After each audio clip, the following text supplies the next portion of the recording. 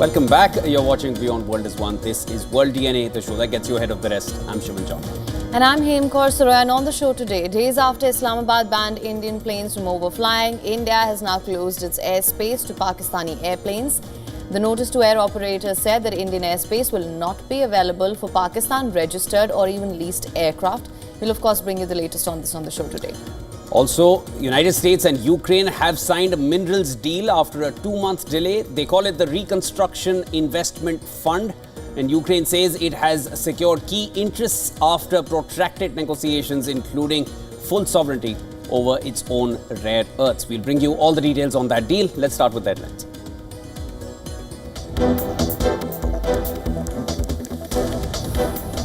Pakistan's ISI chief gets a key role. Lieutenant General Asim Malik, appointed as the country's new security advisor amid rising tensions with India over the terror attack in Jammu and Kashmir's Pahalgam. He will hold the charge as an additional portfolio.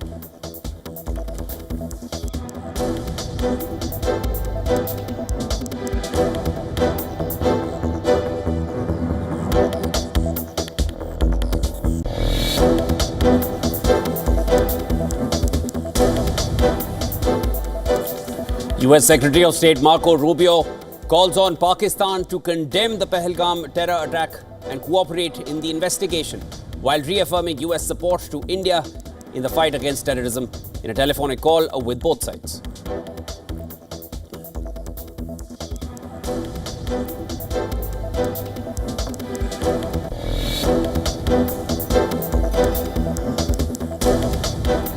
India issues NOTAM announcing closure of its airspace to all civilian and military aircraft owned, operated or leased by Pakistan. Restriction to be in effect from the 30th of April to the 23rd of May.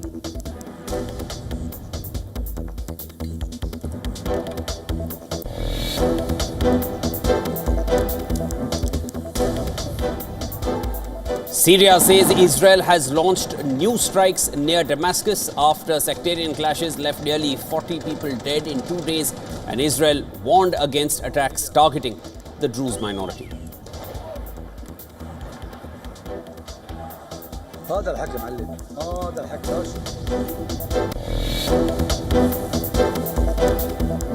US and Ukraine sign a minerals deal after a 2-month delay in what Trump administration calls a new form of US commitment to Kyiv. Ukraine says it secured key interests after protracted negotiations.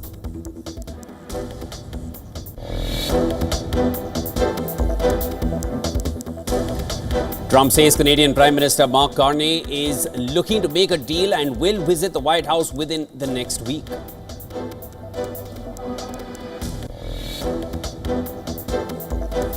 Columbia University student Mohsin Mahdawi, detained at a US citizenship interview last month, released on bail, says he is not afraid in a message to Trump and his government, which has moved to revoke student visas over their involvement in pro-Palestinian protests.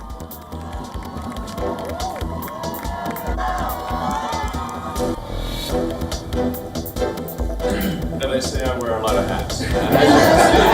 It's true.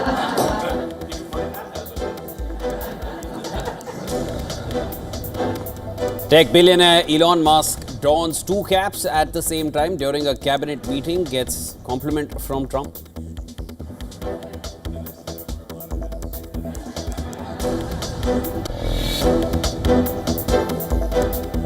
Mexico's economy edges back to growth, expanding 0.2% quarter-on-quarter and avoiding recession despite pressure from US tariffs. The rebound marks a rare moment where Mexico outpaced the United States, whose economy shrank over the same period.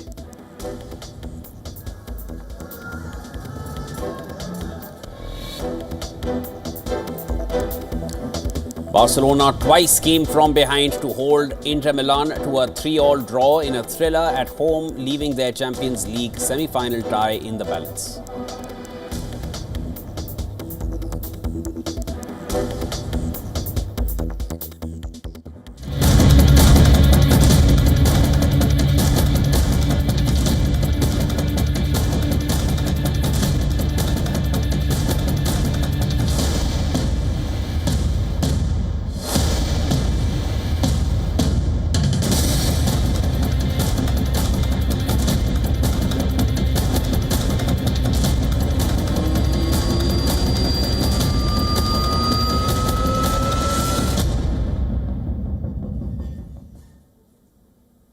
Now, India has closed its airspace to Pakistani airplanes days after Islamabad banned Indian planes from overflying. Amid rising tensions between the two countries over Pahalgam attack, these moves are now being carried out. And the notice to air operators said that Indian airspace was not available for Pakistani registered or leased aircraft, including military flights. The airspace closure will be in effect from the 30th of April to the 23rd of May. And those are the dates given so far. New Delhi has announced the reciprocal move 6 days after Pakistan decided to shut its own airspace to all flights owned and operated by Indian carriers. In a major development, the Pakistan government has appointed intelligence agency ISI chief Lieutenant General Asim Malik as the National Security Advisor. He will hold the charge as an additional portfolio. Lieutenant General Malik was appointed as the head of the ISI in September last year. His appointment as Pakistan's NSA comes in the backdrop of the terror attack in Jammu and Kashmir, which claimed 26 lives. Terror group Lashkar-e-Toiba's proxy TRF, the Resistance Front, which was behind the Pahalgam terror attack, is believed to be backed by the ISI. US Secretary of State Marco Rubio on Wednesday called on Pakistan to condemn the attack in Kashmir and cooperate in an investigation. According to the US State Department, in the call with Pakistan Prime Minister Shehbaz Sharif, Rubio spoke to the need of condemning the terror attack in Pahalgam and urged Pakistani officials' cooperation in investigating the attack. In a separate phone call with India's External Affairs Minister Dr. S. Jaishankar, Marco Rubio expressed his sorrow for the lives lost in the Pahalgam terror attack and reaffirmed the US commitment to cooperation with India against terrorism.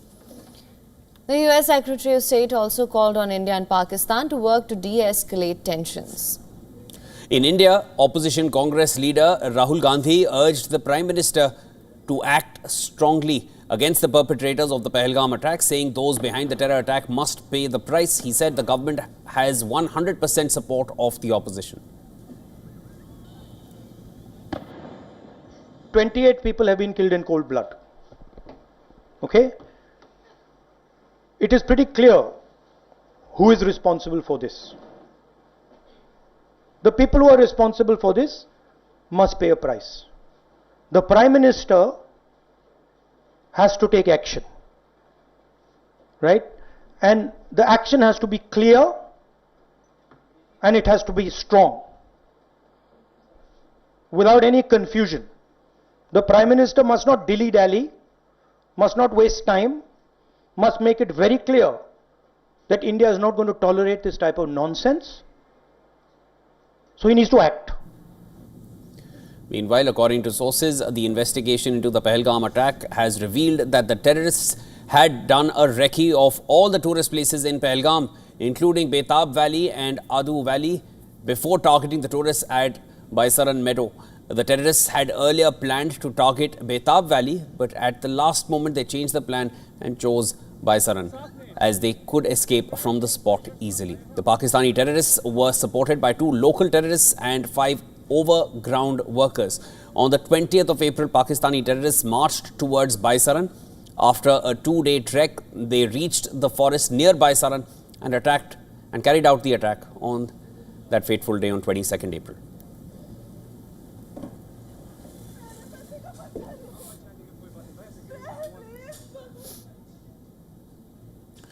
The United States and Ukraine have signed a minerals deal after a 2-month delay. Donald Trump's administration has called the deal a new form of US commitment to Kyiv after the end of military aid. Ukraine says it has secured key interests after protracted negotiations, including full sovereignty over its rare earths, which are vital for new technologies and largely untapped. The two countries signed the accord in Washington after months of intense negotiations to allow US access to Kiev's rare minerals deposits. Reports say uncertainty persisted until the last moment. Ukraine's economy minister has said that the deal would finance mineral and oil and gas projects. Treasury Secretary Scott Bessent announced the signing of the deal in Washington, calling it historic economic partnership agreement. He said it showed both sides' commitment of lasting peace and prosperity in Ukraine. Today's agreement signals clearly to Russian leadership that the Trump administration is committed to a peace process centered on a free, sovereign, and prosperous Ukraine over the long term. It's time for this cruel and senseless war to end. The killing must stop, and both the United States and the government of Ukraine look forward to quickly operationalizing this historic economic partnership for both the Ukrainian and American people. In Kiev, Prime Minister Denis Shmyhal has said that the agreement is good, equal and beneficial. In a post, Shmyhal said that the two countries would establish a reconstruction investment fund with each side having 50% voting rights.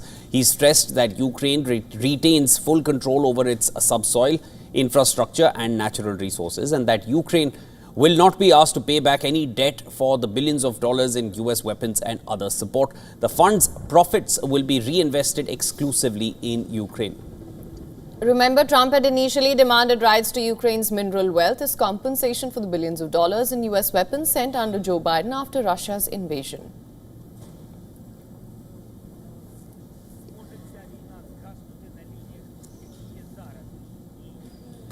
And for more on this, our correspondent Susan Tehrani has sent us this report from New York. Listen to this. The United States and Ukraine have signed a landmark agreement to create the United States-Ukraine Reconstruction Investment Fund. Announced by U.S. Treasury Secretary Scott Bessent, the deal, spearheaded by President Donald Trump, aims to ultimately accelerate Ukraine's economic recovery and send a strong message to Russia that the United States is indeed committed to long-term peace and the sovereignty of Ukraine. The funds recognize America's support since Russia's invasion of Ukraine and is to be jointly managed by Ukraine as well. Scott Bessent emphasized that no individual under no circumstance involved in Russia's war effort will benefit from Ukraine's rebuilding. Susan Tehrani reporting from New York for WION World is One. Now, Turkey has been rapidly expanding its military presence in northern Iraq ever since the Kurdistan Workers' Party or PKK declared ceasefire early last month. A leader of the Iraqi coalition, the Fatah Alliance, says the Turkish military presence in northern Iraq, including Kurdistan, now stretches over 80 locations. The leader adds that this presence ranges from barracks and outposts to bases with heavy weapons. He claims that Turkish soldiers within the Iraqi borders now exceed 10,000. The Fatah Alliance is part of the coordination framework that has considerable influence in Iraq. This coalition of Shia parties claims that after the PKK stopped its armed operations, Turkish forces have strengthened their presence in at least 12 locations. Last month, the PKK declared an immediate ceasefire in its insurgency operations against Turkey. The Fatah Alliance says that Turkish movements have since then reached over 140 kilometers and represent a continued reinforcement deep into Iraq. And the alliance has called for increased pressure on Turkey to dismantle these military sites, stressing that there is no justification for the Turkish presence here.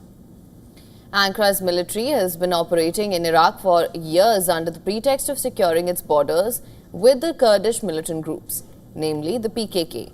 Over the years, Turkish airstrikes and artillery shelling have killed many civilians in northern Kurdistan region of Iraq, while Ankara's bases have also been targeted with rocket attacks.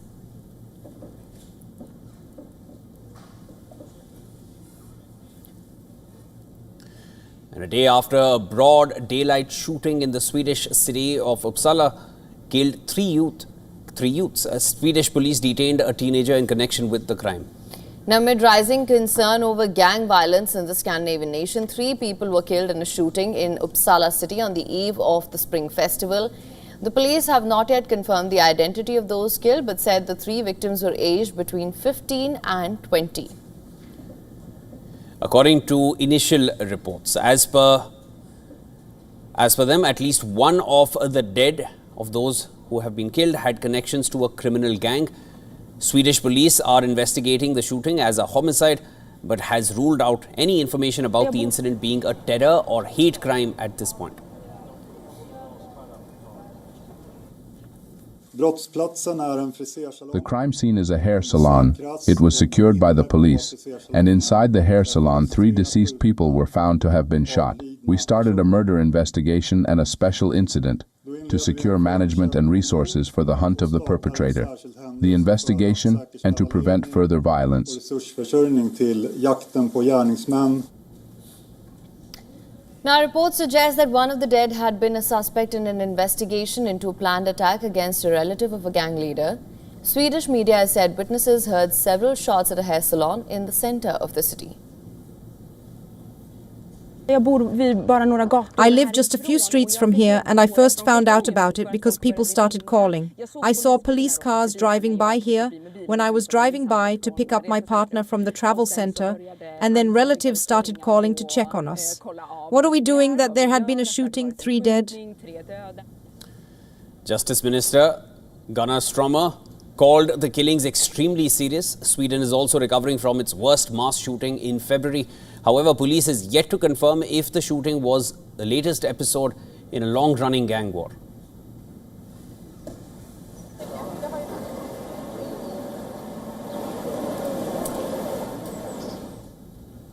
Friedrich Merz will be sworn in as Germany's next Chancellor.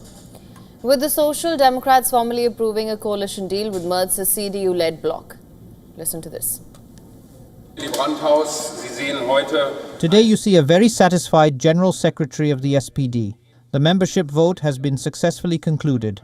And this gives the SPD strong backing from the base for joining the federal government and thus for assuming responsibility in the interests of the Federal Republic of Germany. The SPD held an internal vote on the 144-page coalition agreement with over 84% party members backing the Grand Alliance. And this paves the way for a CDU-SPD coalition to govern Europe's largest economy. Attention now shifts to who will hold key cabinet posts. The SPD has nominated party co-leaders Lars Klingbeil as both Vice-Chancellor and Finance Minister. Foreign policy will be led by CDU's Johan Waidpol, a staunch NATO supporter and a vocal critic of Vladimir Putin, while the Interior Ministry goes to CSU's Alexander Dobrindt, Katharina Reich, a former energy executive and lawmaker, who will hold the economy portfolio. Nina Walken, a legal expert, is tipped to lead the Health Ministry. Friedrich Merz is scheduled to be sworn in as German Chancellor on the 6th of May. He is taking over at a time when Germany faces challenges both at home as well as in the international arena. With the US backpedaling on NATO, Germany faces increased pressure to boost its defense spending. Navigating the tariff war at the time of rising inflation is another big challenge. Germany held a general election on the 23rd of February after the collapse of a three-way coalition led by SPD Chancellor Olaf Scholz last year. A fractured mandate in elections left Merz with the need to forge alliance after he refused to form a government with the far-right AfD.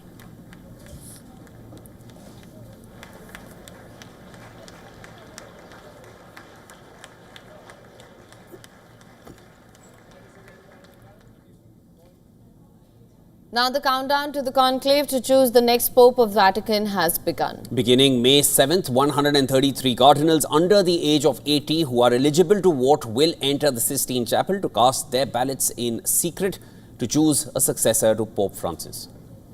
More than 180 cardinals met behind closed doors in their 7th meeting at the Vatican in the lead-up to the papal conclave. Among the topics discussed during the meetings were child sex abuse in the Church, the institution's role in modern world, and the Vatican's finances. We are just under a week from the next conclave to elect the next Pope. Cardinals have been gathering from all over the world. Already 2 have dropped out, so now we know we should have 133 cardinal electors. That's 133 so-called princes of the Church, who are cardinals under 80, who will go into the Sistine Chapel and choose who will be the next pontiff. Now, they've been meeting every day in what they call cardinal congregations, and they're already coming up with a few problems because 133 is more than they've ever had before. and they come from 71 different countries and they don't know each other. So they've had to wear name tags so that they can learn each other's name for starters. On top of that, they speak a lot of different languages. Italian is the official language at the Vatican, and they've been using interpreters to help out during these congregations. But Vatican officials said today there will be no interpreters allowed inside the Sistine Chapel. That means the cardinals are going to have to help each other out with translation when it comes to issues of understanding small details of the whole process. The cardinals will vote 4 times a day until 2/3 of them, at least 89 cardinals, agree on a single candidate. The voting cardinals include several frontrunners seen as key contenders to become the next pontiff. Meanwhile, Catholic Church sex abuse survivors have called on the next pope to enact a zero-tolerance policy and to identify cardinals with poor records in abuse cases. Groups such as End Clergy Abuse and the Survivors Network of those abused by priests are advocating for the selection of a pope with a clean and transparent history in handling abuse cases.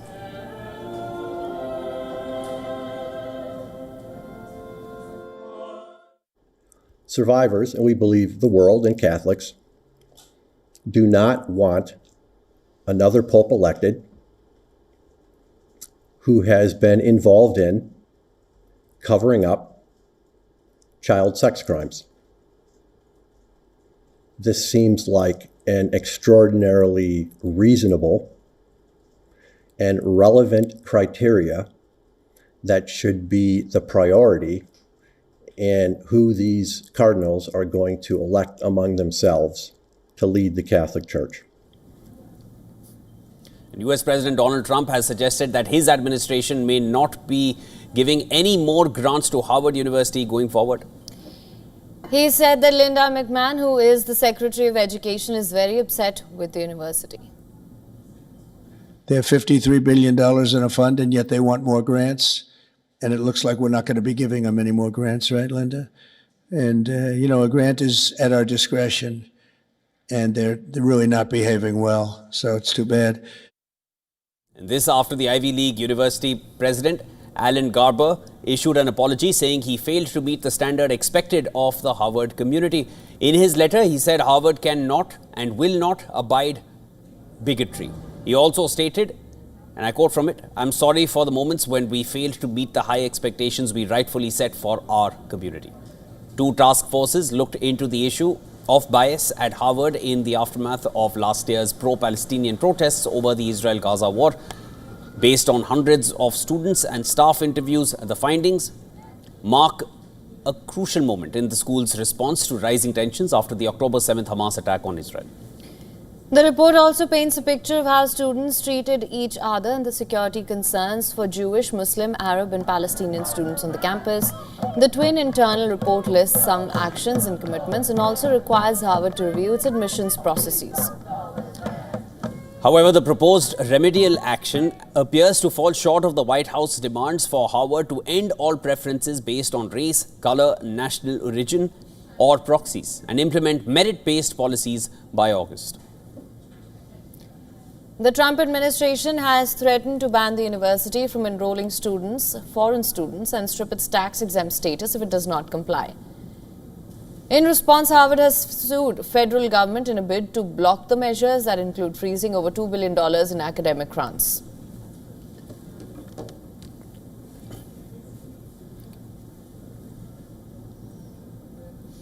Now, the Bangladesh Anti-Corruption Commission is moving to issue Interpol arrest warrants against deposed Prime Minister Sheikh Hasina and 7 other family members. With Hasina in exile and her family scattered across 3 countries, the anti-graft agency says it will mount a global pursuit. Hasina and her family faces accusations in a corruption case involving illegal land allocation in Dhaka's diplomatic zone. The Anti-Corruption Commission says it will seek Interpol red notices for Sheikh Hasina and her family. A court has already cleared an Interpol warrant for her daughter, Saima Wazir, a senior WHO official currently posted in India. The ACC says more warrant requests are going to follow this.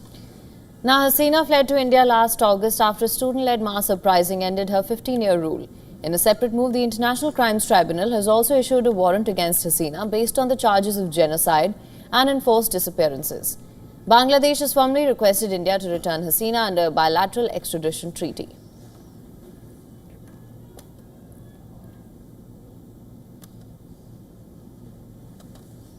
And with that, it's time now for a short break. Don't go anywhere. This is World DNA. Haim and I will be back with you on the other side of the break. When we come back, the government of India has allowed caste enumeration as part of the upcoming national census. A caste census marks a potentially huge shift in political policy. We'll bring you the details.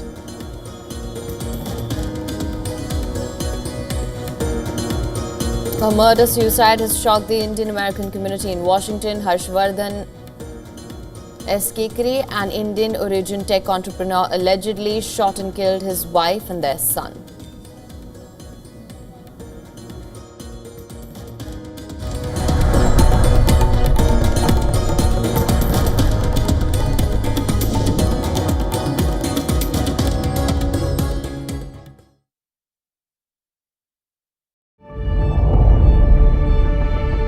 The Earth is sending distress signals.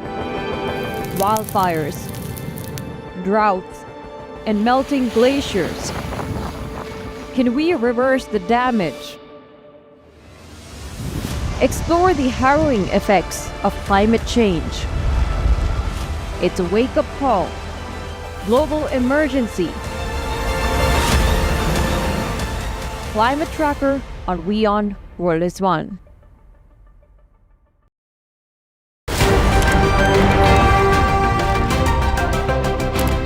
Ready to dive into your daily dose of news? Bringing you what's trending in the West and all that's setting trends in the East. And all of this served up with a side of insightful banter. We don't just bring you the latest stories. We bring you your talking points for the day. And while you do that, from the busy streets of New York, I will provide you with deeper insights on the developments through the course of the day in the U.S. The show that keeps you ahead of the global curve. A conversation you'd want to be a part of.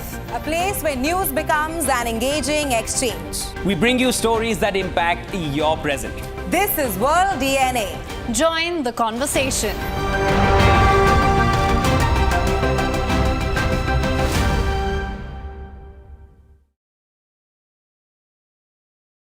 Unlocking the future of finance. Dive into the world of tokenization with me as we yield the power of tokenization. Discover the future of ownership, where I decode, demystify tokenization for you. Empowering the tokenized revolution. Get ready to dive for an in-depth look at tokenization. Busting the myths around tokenization. Catch me on Token Money Magnet. Token Money Magnet. Token Money Magnet. Token Money Magnet. Token Money Magnet only on WION.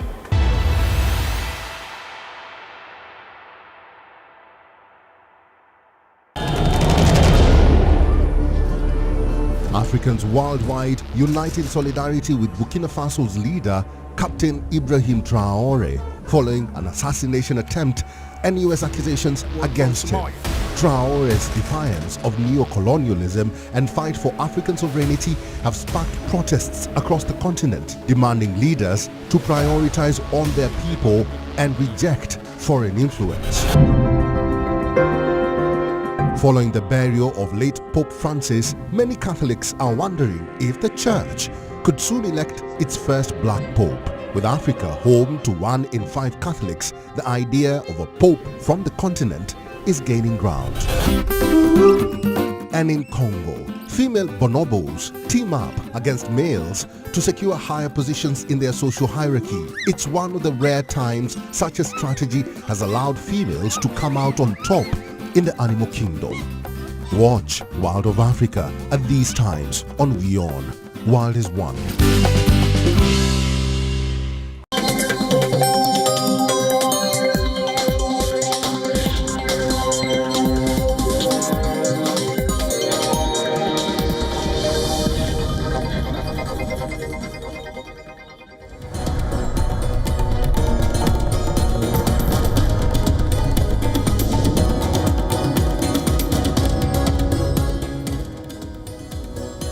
Welcome back, viewers. You're watching World DNA with Haim and I'm Shivan. Let's start with the headlines.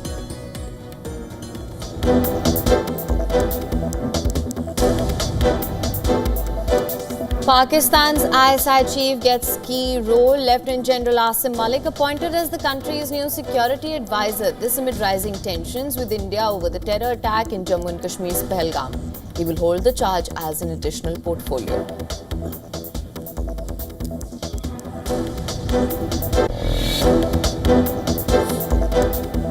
US Secretary of State Marco Rubio calls on Pakistan to condemn the Pahalgam terror attack and cooperate in the investigation while reaffirming US support to India in its fight against terrorism in a telephonic call with both sides.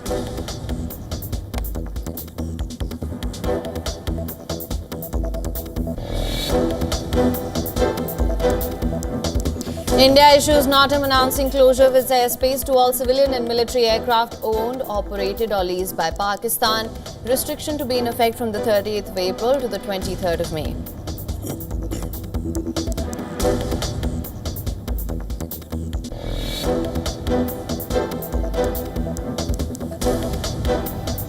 Taiwan detects 34 sorties of People's Liberation Army aircraft, 8 vessels and 1 official ship operating around its territory.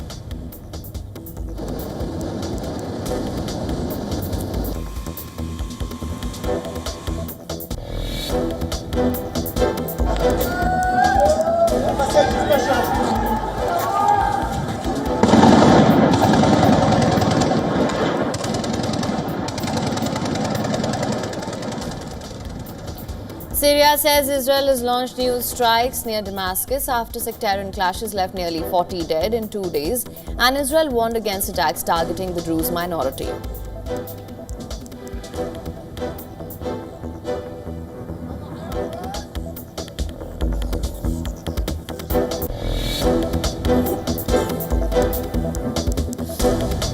US and Ukraine sign a minerals deal after a 2-month delay in what Trump administration calls a new form of US commitment to Kiev. Ukraine says it secured key interests after protracted negotiations.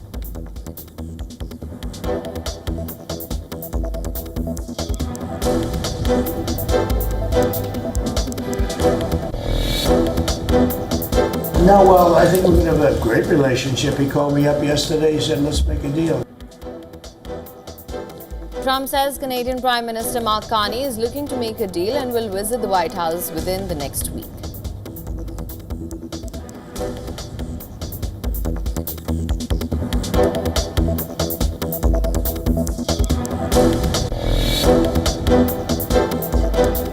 They say I wear a lot of hats. It's true. Even my hat has a hat.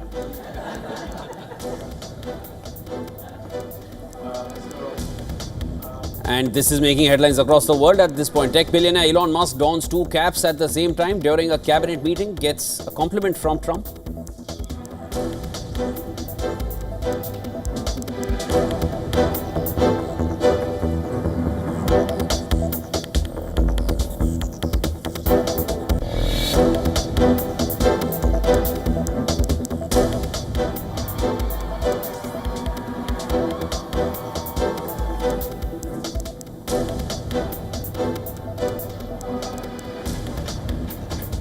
The US economy shrinks for the first time in 3 years, driven by a surge in imports as firms rush to beat Trump's tariff deadlines. Mounting economic uncertainty has hit confidence levels, while Trump blames Biden for the GDP contraction.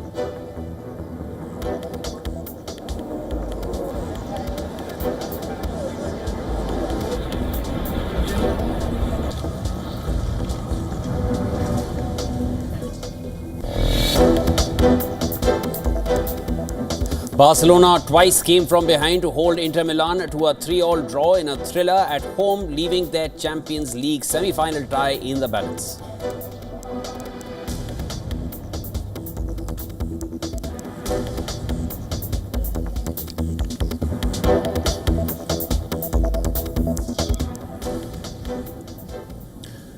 And as tensions simmer between India and Pakistan following the Pahalgam terror attack, one fact is resoundingly clear. The two militaries are not on equal footing. Our next story takes a deep look at how India does not just match Pakistan, it outclasses it across land, air and sea. Take a look.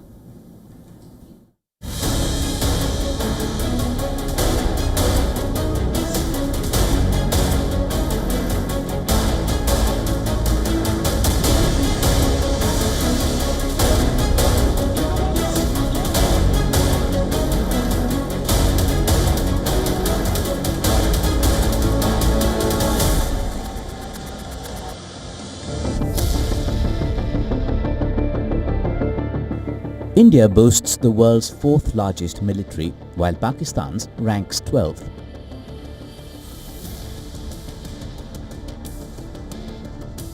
India fields a formidable 14,55,550 active personnel, more than double Pakistan's 6,54,000.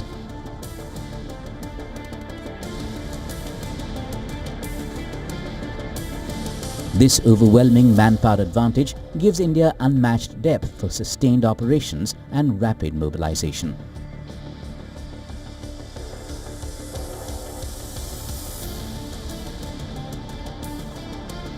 India's Air Force soars with 2,229 total aircraft, dwarfing Pakistan's 1,399.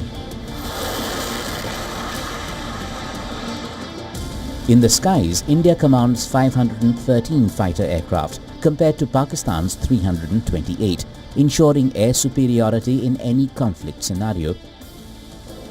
Another critical edge is aerial refueling. India operates 6 aerial tankers while Pakistan has just 4, allowing Indian jets to strike deeper and stay airborne longer.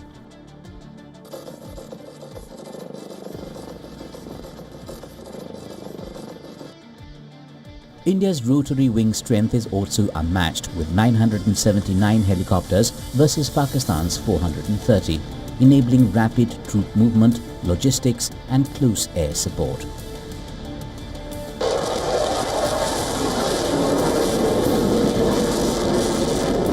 India has frontline fighter jets like Rafale, Su-MKI, Mirage and Tejas.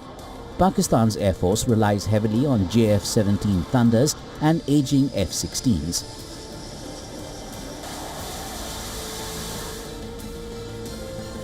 On the ground, India's 4,201 tanks outnumber Pakistan's 2,627, and its 1,48,594 armoured vehicles utterly eclipse Pakistan's 17,516.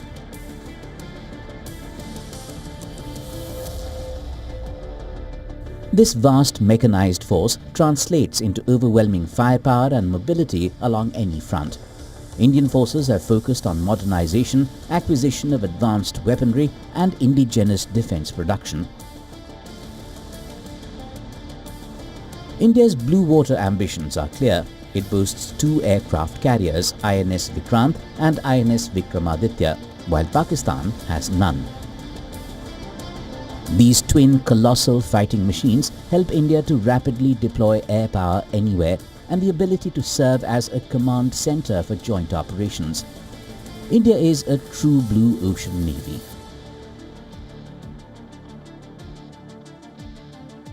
Again in the sea, India's 18 submarines and 13 destroyers further outclass Pakistan's 8 submarines and 0 destroyers, ensuring control over the Indian Ocean and vital sea lanes. India also has a robust satellite-based surveillance and advanced missile defense system like S-400, giving it a 360-degree edge over its western neighbor. Simply put, while both are nuclear-armed nations, India is a military powerhouse with technological depth, strategic alliances and battlefield experience. Pakistan, despite the bluster, is vastly outmatched and knows it. Bureau Report, WION World is One.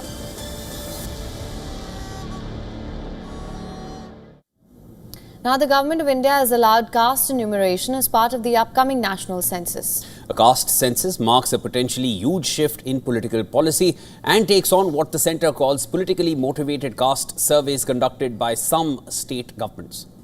Now, in the past, the union government led by the BJP had been cautious on a caste census. Some saw this holding back as a strategy to avoid upsetting dominant castes within its voter base. Practical and legal challenges have been cited as well. Now, the BJP gives in to a long-standing opposition demand. Listen to this. It is well understood that Congress and its Indie alliance partners have used caste census only as a political tool, and to ensure that a social fabric is not disturbed by politics, caste enumeration should be transparently included I'm emphasizing the word transparently included in the census instead of surveys. The opposition claims victory as he offers help in designing a caste census template, even as he questions the government's motives and calls for an implementation of a timeline. हम इसको support करते हैं, पूरी तरह support करते हैं, मगर हम टाइमलाइन चाहते हैं, हम जानना चाहते हैं ये कब तक होगा. A caste census will essentially identify and count the number of people belonging to different caste groups in India. It goes beyond general population data by specifically noting caste affiliations. There's been no caste census in independent India. The last one happened in the year 1931. Now, arguments in favor of a caste census by political parties range from claims for better policy development for targeting welfare schemes to social justice enabling fair distribution of resources and representation.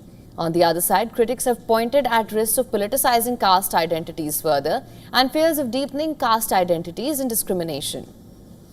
The caste census issue has long caused frictions between several states and the centre. Karnataka held what it called a social and educational survey in 2015. It aimed to collect data on caste, income, education, housing and employment. And the issue has taken fresh momentum in recent months. The data was never officially released by subsequent governments due to its political sensitivity. The Congress government in Karnataka continues to express intent to release the data. It remains a hot button issue and a powerful tool in social justice politics in the state.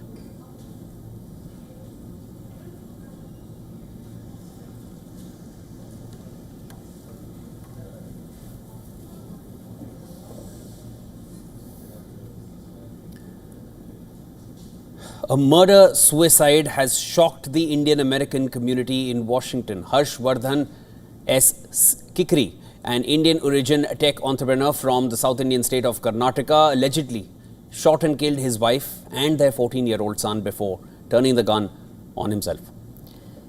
The murder-suicide took place on the 24th of April in their Newcastle home. Officials say the couple's youngest son was not present at home at the time of the incident. Police found 3 bodies after responding to a 911 call. The motive for the deaths remains unknown. Harshvardhan was a former Microsoft engineer and founder of the Navshat robotics startup in Karnataka's Mysuru. Harshvardhan Kikri, originally from Karnataka, was a tech entrepreneur with roots in Mysuru. An engineer by education, he worked with Microsoft in the US. In 2017, he returned to India to launch Hollow World, a robotics startup focused on AI, and he started it with his wife. The company operated until 2022.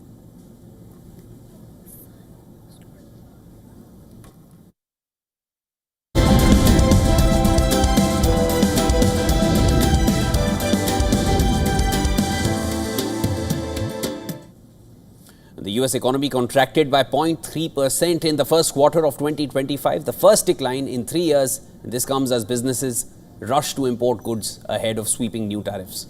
Now, imports surged 41.3%, the biggest jump since the pandemic era third quarter of 2020, resulting in a record drag on GDP.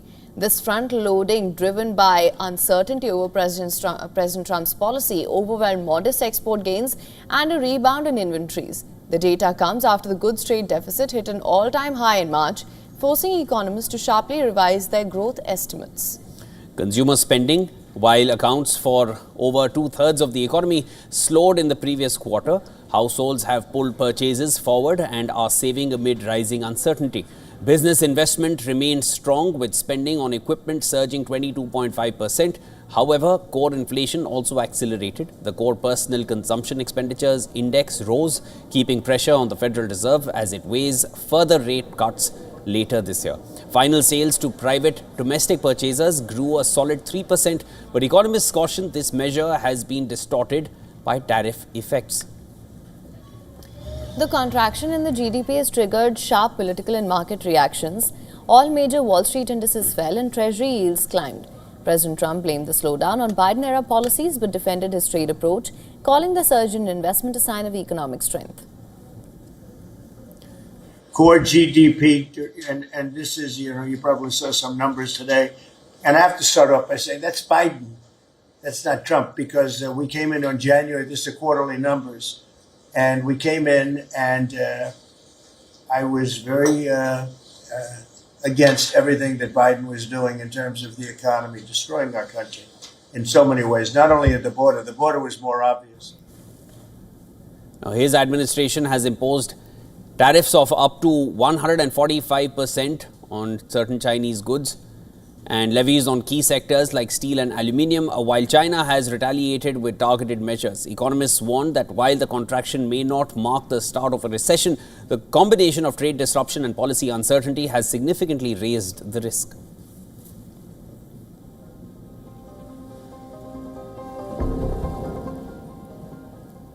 For more on this, our correspondent Susan Tehrani has sent us this report from New York. Listen to this. The U.S. economy unexpectedly shrank for the first quarter of 2025, President Trump's first full quarter back in office. It was the first economic contraction since the pandemic-era slump. The report showed declines, one, in consumer spending and also business investment, raising concerns of a possible recession, although experts say that's very unlikely. President Trump put the blame on former President Biden, calling it Biden's overhang, accusing his predecessor of leaving him a mess of inflation, bloated government spending, and also weak business confidence. President Trump said that his administration is now going to be focused on reversing the damage through deregulation and renewed energy investment. But critics argue that maybe his aggressive tariffs and also deportation plans might be the cause of some instability. Susan Tehrani reporting from New York for WION World is One.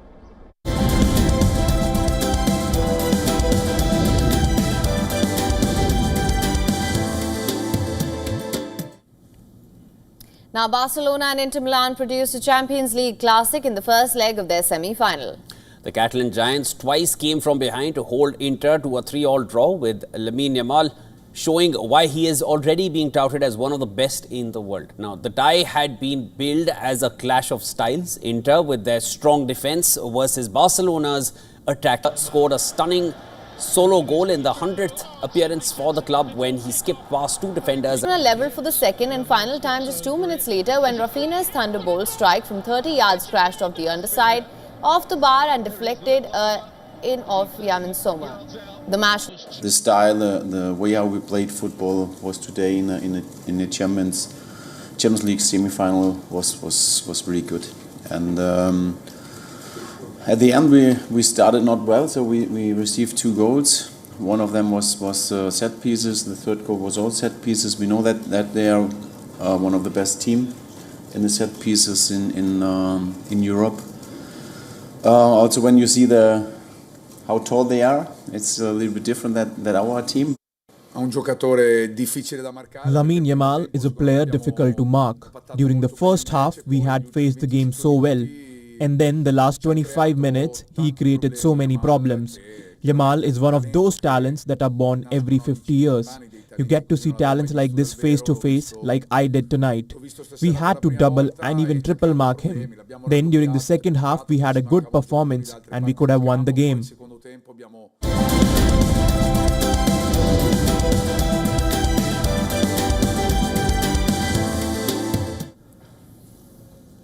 And next up, let's get you the latest updates from showbiz.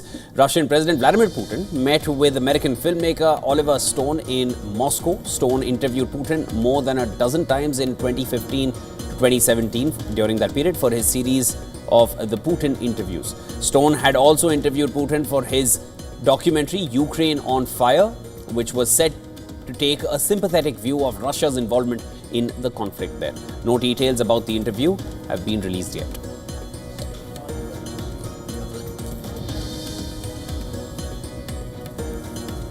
Martin Scorsese is producing a documentary with Pope Francis that will chronicle the late pontiff's work with cinema and the global education movement he founded before his death. A new story will feature conversations between Pope Francis and Scorsese.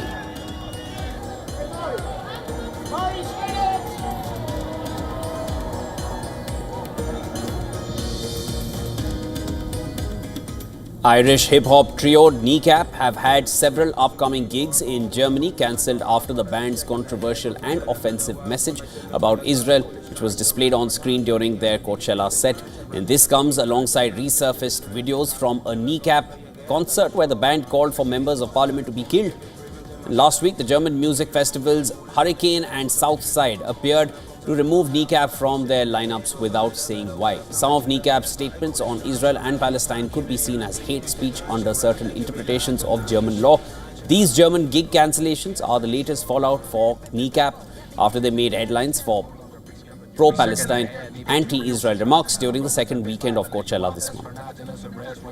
Yes, you're a Makara. Son, I'll be back for a fat loan tomorrow. That's me never getting dressed. The press, I know it's And with that, it's a wrap on this edition of World DNA. But we're leaving you with all the climate stories which are making headlines across the globe today. Take a look.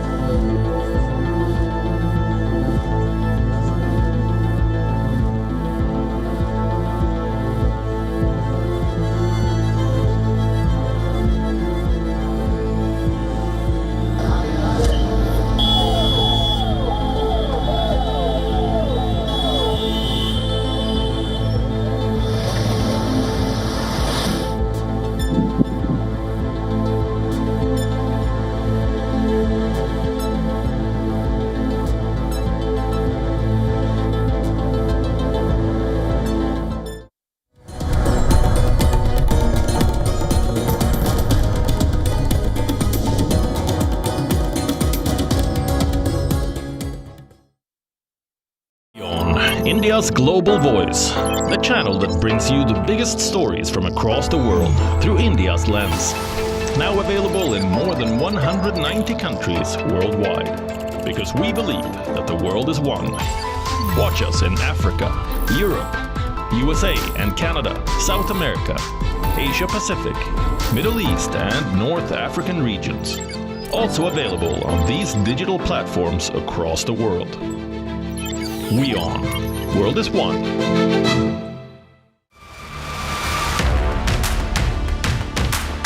Imagine a world where owning your dream asset is just a click away, where wealth is no longer exclusive to the few. Tokenization, the game changer transforming assets into digital opportunities. A revolutionary technology opening doors to a new era of investment.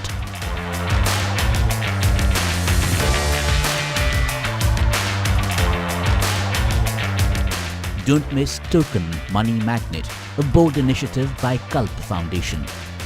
Only on Beyond World is One.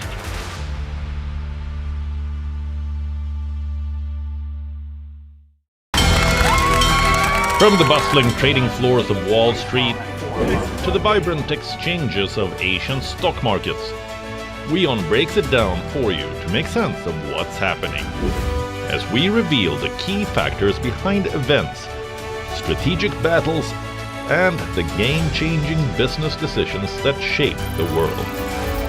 We bring you all of this and more on World Business Watch.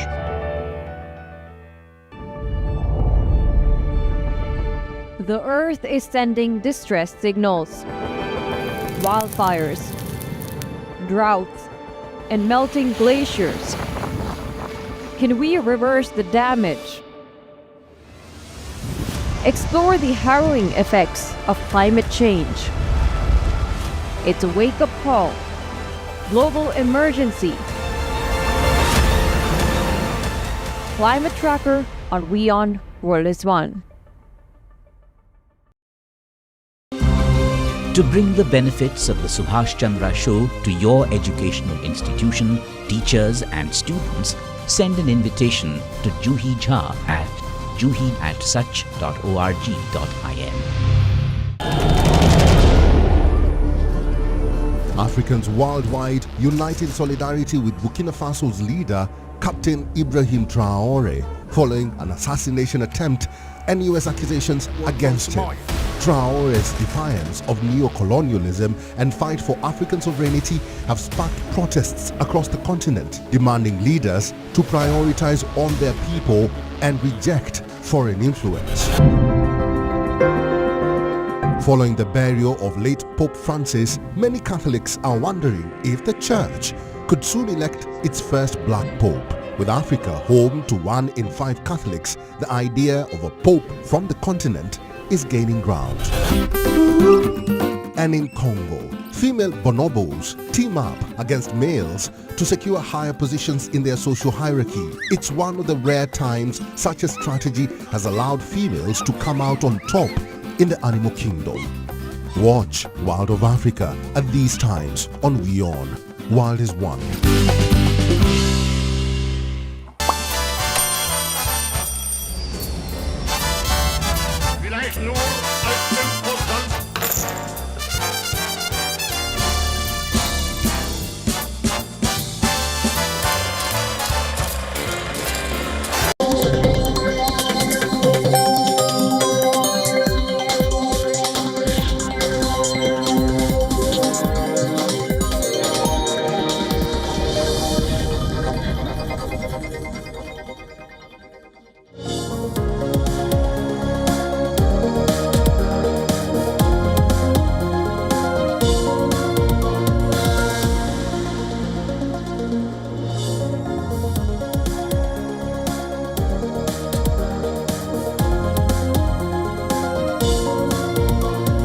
Welcome back. You're watching Beyond World is One. I'm Shivan John now. Let's start with the headlines.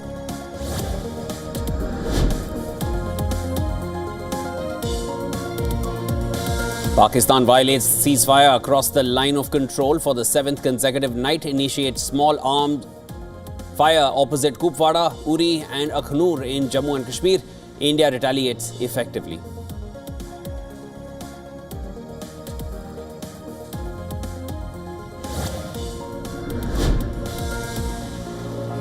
Pakistan's ISI chief gets key role. Lieutenant General Asim Malik appointed as the country's new security advisor amid rising